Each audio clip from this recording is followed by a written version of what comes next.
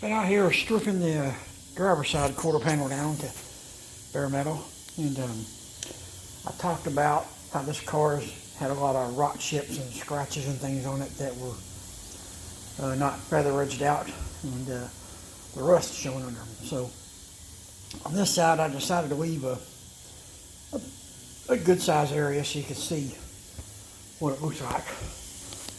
Now, all this up here, I've been using this old school dual action DA sander, just one of them cheap ones. I think it's made by TriStar.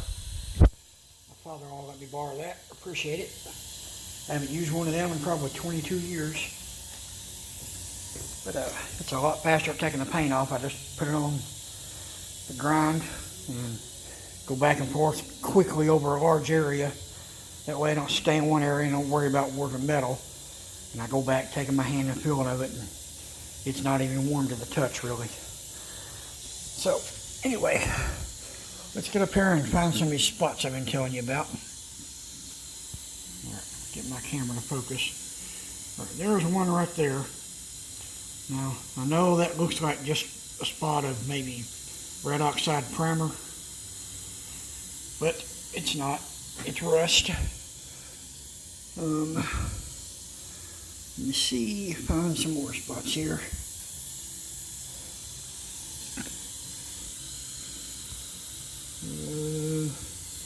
Let me see, there was that one. There's another one there. That spot there is a primer. The camera's hardly picking it up, it's right there. But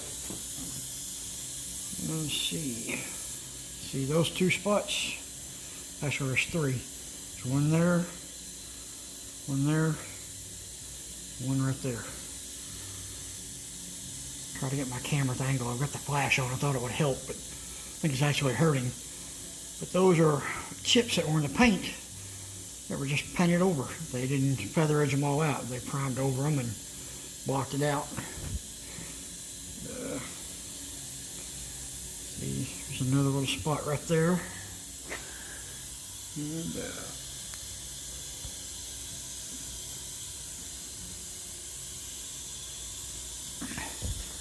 there it is. There's a spot. Anyway, that's what they look like. And you can use a 80 grit on the Hutchins DA, which is really smooth and sands things out good. If you have paint on the car and you're just worried about feather edging, that's my DA of choice because it works real good at blending the feather edge out. And I don't know if I've said it before on my YouTube channel, but one good way to tell if you've got a good feather edge. Now, you see the different colors there. Those are, each one's different layers of either paint, primer, sealer, base coat, clear coat, individual things.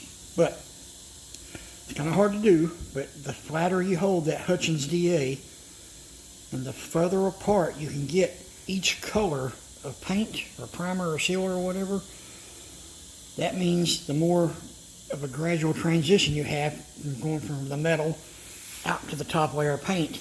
And you won't have these little bullseyes and rings where actually what's happened is it's kind of like water how it cuts a valley through a mountain. You know, you got this little ridge. Well, that's kind of what's happened here. You're sanding on it, and if you don't get those, each layer of paint stair-stepped out good, and like I said, the further apart each color is, the better the transition will be, and you won't see it. You know, sometimes you can feel of it and you really don't feel much. I can feel a lot here. I mean, of course, I've only went over that with 80 grit on that particular area. So that's why, you know. But when you start out on these, if you got a chip or a scratch, you know, you want to start out with 80 grit in a Hutchins DA, go to 180, and then, you know, I typically don't ever have a problem priming over 180 grit scratches. Some people prefer to go to 220. It's your preference, but do not prime over 80 grit because the primer and epoxy will shrink You won't see it right away, but as time goes by, after you got your car painted and you've color sanded and buffed it, got it all slick as glass, and all of a sudden you start seeing these 80 grit scratches every place, or maybe a pinhole in Bondo that you filled up with primer instead of filling up with more Bondo, because the primer shrinks down into that hole and it just causes a void, and you see all these imperfections. And my suggestion is, if you see that in your paint, best thing to do is park the car out in the sunlight and let it cure and dry. Give it a month or 2 months before you do any more sanding or buffing, because if you don't leave it in the sunlight, let's say your car stays in the garage and you sand and buff that spot you see where a sand scratch was, or a pinhole or something, and you get it nice and flat and you don't see it anymore. Well, a little time goes by, and let's say you drove it someplace all day long out in the sunlight. You wanted to go for, a weekend drive out in the summer or the fall or whatever. The car's been in the sunlight, so them UV rays are curing that paint and baking it. And when it's curing and baking, everything's shrinking and drawing down tighter, because that's part of the mechanical grip of how paint works. As it dries, it starts gripping better and shrinking. So that scratch or pinhole is going to show up again. So if you buff it again and then get rid of it, you keep doing this as time goes by, then you're going to buff all the clear off and you're going to have to repaint the car. So that's why I say, if you see something like that, just put it out in the sunlight, let it sit out there every day for a few hours, for a month or so, and then pull it back in the garage, if you think it's going to rain or something, you don't want to leave your car in the weather. And then, after the minimum of 30 days, I say 60 days would be good enough. Then color sand and buff that area, get the imperfection out, and I'd say 98% of the time you're not going to see a problem again, unless you just used a cheap product, and you never know with stuff like that. I always say you get what you pay for. But to get back about my rust specs, like I said, I went over this with the 40 grit on that dual action sander. And now I'm going to go back over all this with some 80 grit on my Hutchins and get all this prepped and put a coat of epoxy on this side.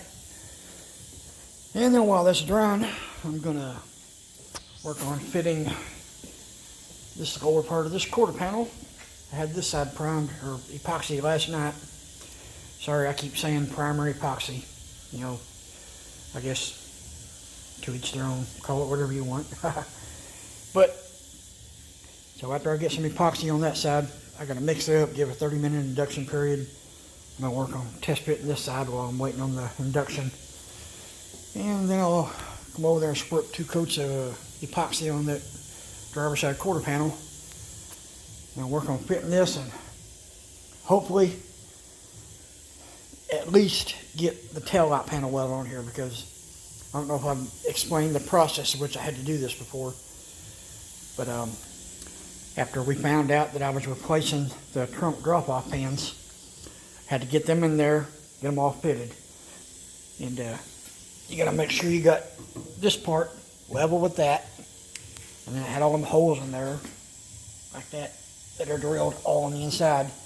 Those are all plugged weld. On this side, I did a series of tack welds all the way across. This side of here, I went ahead and just kept running little beads, like about 3/4 of an inch long, and I'd spread it out. I'd start on this end, go all the way to that end, come to the middle, go do something else for a few minutes and come back, and I keep doing that till I fill that one all the way in. But it's also welded on the bottom side. So after you get that done, because of how these are creased right here, sometimes the bend is a little more than 90 degrees. Sometimes it's a little less than 90 degrees. So with that being said, the bottom of the trunk drop-off panel doesn't always exactly meet the bottom of the quarter panel. So I've got this really close, got as close as I could get it to where the quarter panel fits the car right, and these body lines here line up where they need to, so they tie in and go up with that. So I've got this screwed in here temporarily. So now what I'll do, when it comes time to it, like I said, this is all test fit now, and you got to test fit that. Like I'm saying, sorry I kind of get scrambled with my thoughts, and I got to backtrack a little bit. But test fit all this to get it to fit the quarter panel good, and for the bottom of the quarter panel to meet the bottom of the trunk drop-off pin. So once that's test fitted, you got to do the other side the same way. Now, when all that's done, I got to fit the tail light panel in here and make sure that everything is spread apart how it needs to be, because these quarter panels, whenever it's cut apart like this, they can move in or out. So you want to make sure you got all this in there right.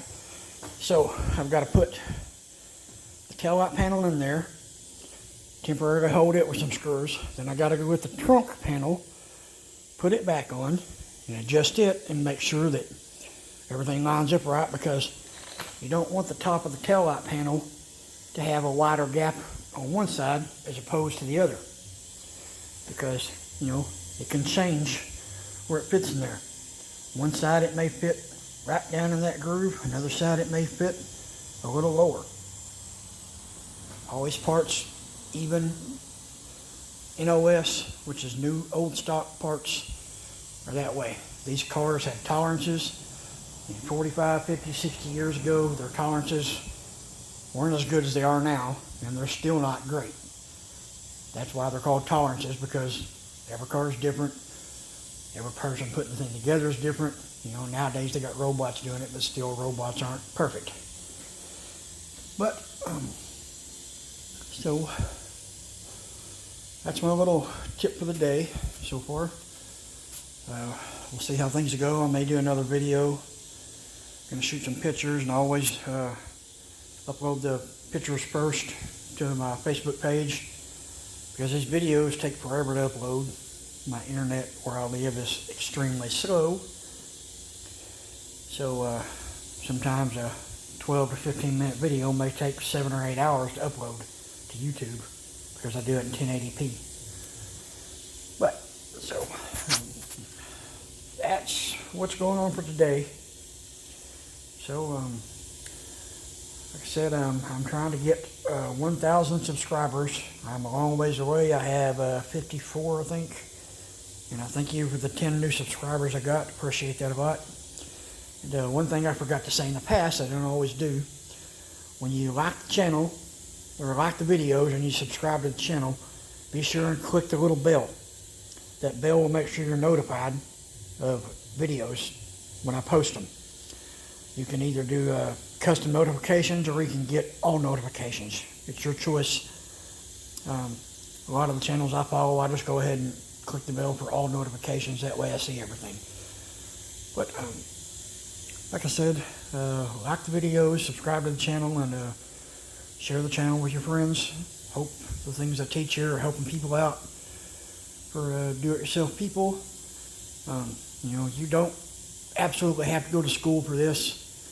I went to school for it 29 years ago approximately, maybe a little longer.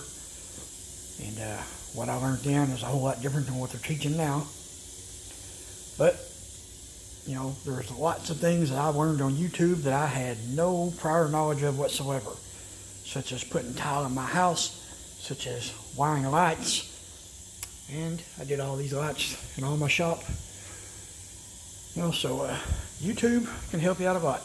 And like I tell many people, you just have to worm out the idiots, or weed out the idiots, because there are some people that really think they know what they're talking about, and they don't. And I'm not saying that I know everything, because I don't.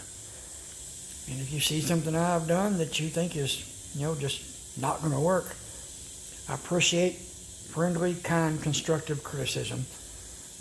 I don't appreciate people being rude and sarcastic, because I'm not that way to people, and I don't want them to be that way to me.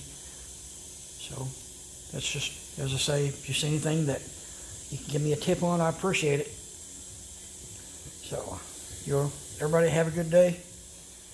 And, as always, like and subscribe and share the videos.